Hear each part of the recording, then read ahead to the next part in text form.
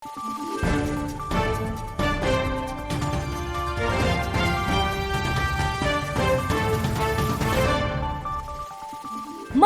araw, Pilipinas! Ito ang Valiente News hatid sa inyo ng Office of the Vice President.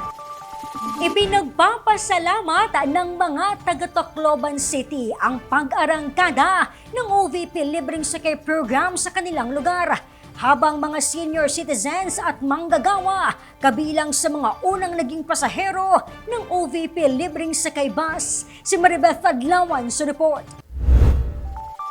Traditional jeepney o di kaya'y multicab ang transportasyon dito sa lungsod ng Tacloban.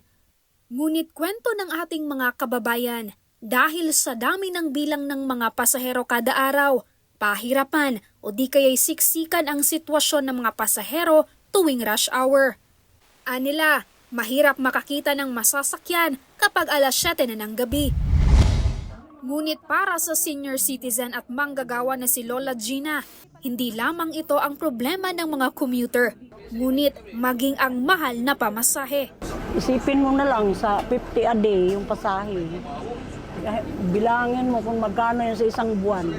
Kaya't malaking tulong para sa mga commuter tulad ni Lola Gina ang libreng sakay program ng OVP dito sa lungsod ng Tacloban.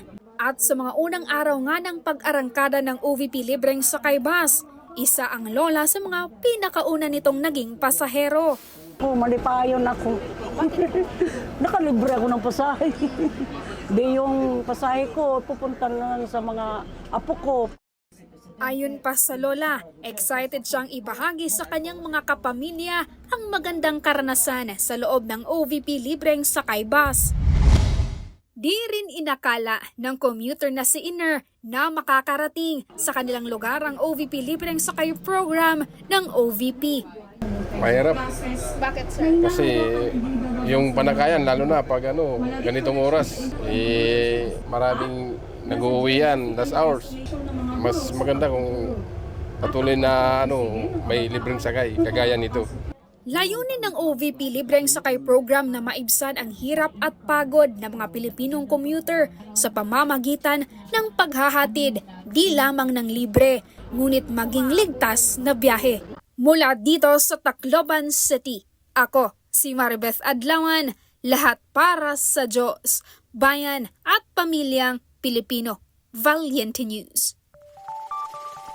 Bilang ng mga pasahero na naserbisyohan ng OVP Libreng Sakay Program sa Tacloban City, pumalo na sa mahigit 500 ang kanilang mensahe para sa tanggapan. Sabay nating alamin sa susunod na episode.